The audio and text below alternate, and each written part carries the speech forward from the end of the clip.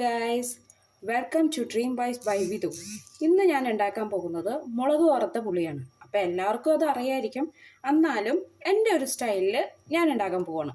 അപ്പോൾ എന്താണെന്ന് അറിയണ്ടേ? അപ്പോൾ എന്തൊക്കെയാണെന്ന് വെച്ച് കഴിഞ്ഞാൽ, ആദ്യം വെളിച്ചെണ്ണ ഒഴിച്ചു. അതിന് ശേഷം നമ്മൾ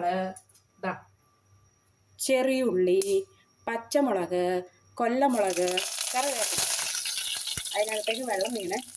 അപ്പോൾ ഇത്രയും സാധനങ്ങൾ മതി. അപ്പോൾ നമ്മൾ ഫസ്റ്റ് ചെയ്യാൻ പോകുന്നത്, അതിന് ആദ്യം കടുക് പൊട്ടിക്കാൻ പോവുകയാണ്. അപ്പോൾ കടുക് പൊട്ടിച്ചിട്ട് നോക്കാം. കടുക് ഇട്ടു. അപ്പോൾ പൊട്ടി തയ്ക്കാണ്ടിരിക്കാൻ ജസ്റ്റ് ഒന്ന് അടച്ചു വയ്ക്കാം. അപ്പോൾ പുറത്തേക്കൊന്നും ആവില്ല. അപ്പോൾ കടുക് ഇട്ടതിന് ശേഷം നമ്മൾ നെക്സ്റ്റ് ഇടുന്നത് അരി. അരി ഇട്ടതിന് ശേഷം നമ്മൾ ജസ്റ്റ് ഒന്ന് ഇളക്കി കൊടുക്കാം. ഒന്ന് ഇളക്കി കൊടുത്തതിന് ശേഷം അടുത്ത് നമ്മൾ ഇടുന്നത് ചെറിയുള്ളി, പച്ചമുളക്, കൊല്ലമുളക്, കറിവേപ്പില, ഇത്രയും സാധനങ്ങൾ ഇടണം. എന്നിട്ട് അതൊന്ന് വറുത്ത് കൊടുക്കാം. അതിപ്പോഴും നോക്കുമ്പോൾ കരിഞ്ഞതൊക്കെ ആയിട്ട് തോന്നും, പക്ഷെ കരിഞ്ഞിട്ടില്ല കേട്ടോ. ഒന്ന് ശരിക്ക് വറുത്ത് കൊടുത്തിട്ട്, അത് ആ അരിയുടെ ഒരു ഇതാണ് കാണുന്നത്.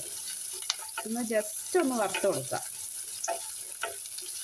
ഒന്ന് മൂത്ത് വരണ വരെ വറുത്ത് കൊടുത്തതിന് ശേഷം നമ്മൾ കുറച്ച് മഞ്ഞൾപ്പൊടി ഇട്ട് കൊടുക്കുക.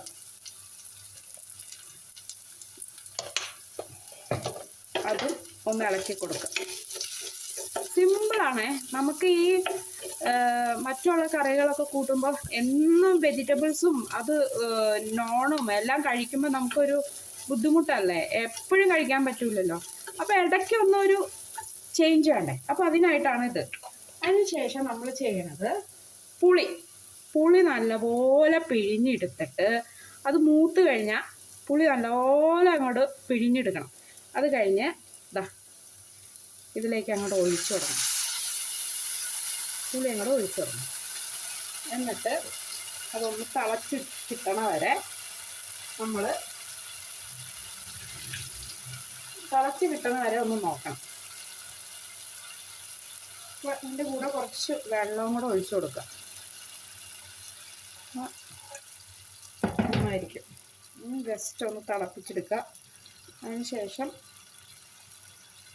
പാകത്തിന് ഉപ്പ്, നമ്മുടെ പാകം എന്താണോ ആ ഉപ്പിട്ട് കൊടുക്കുക. ഒന്ന് ഇളക്കുക. നമ്മുടെ പാകത്തിന് കേട്ടോ, എല്ലാം നമ്മുടെ പാകത്തിന്. ഒന്ന് ഇളക്കി വച്ചതിന് ശേഷം അടച്ച് വെച്ച് തിളപ്പിക്കുക.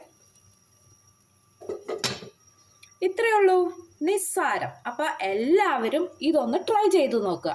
കുറച്ച് മതി. അത് നമുക്ക് ഒരു അത്യാവശ്യത്തിന് ഇന്ന് ഉച്ചയ്ക്ക് മാത്രമാണെങ്കിൽ ആ ഉച്ചയ്ക്ക് മാത്രം, അതല്ല വൈകുന്നേരത്തേക്കും ആവശ്യമുണ്ടെങ്കിൽ അതിനനുസരിച്ച് പുളിയും വെള്ളവും ഒക്കെ ചേർത്ത് നല്ലപോലെ ഒന്ന് തിളപ്പിച്ചെടുക്കുക. അത്രയേ ഉള്ളൂ. അപ്പോൾ നമുക്ക് എളുപ്പത്തിലും നമുക്ക് സ്വാദിഷ്ടമായിട്ട് അത് ഉണ്ടാക്കാനും പറ്റും. പലർക്കും പല രീതിയാണ്. ഇത് പാലക്കാടൻ സ്റ്റൈലാണ്. പാലക്കാടൻ സ്റ്റൈലിൽ പലരും പല വിധത്തിലാണ് ചെയ്യണം. അപ്പോൾ എല്ലാവരും ഒന്ന് ട്രൈ ചെയ്ത് നോക്കണം കേട്ടോ. അപ്പോൾ ടാറ്റാ, ബൈ.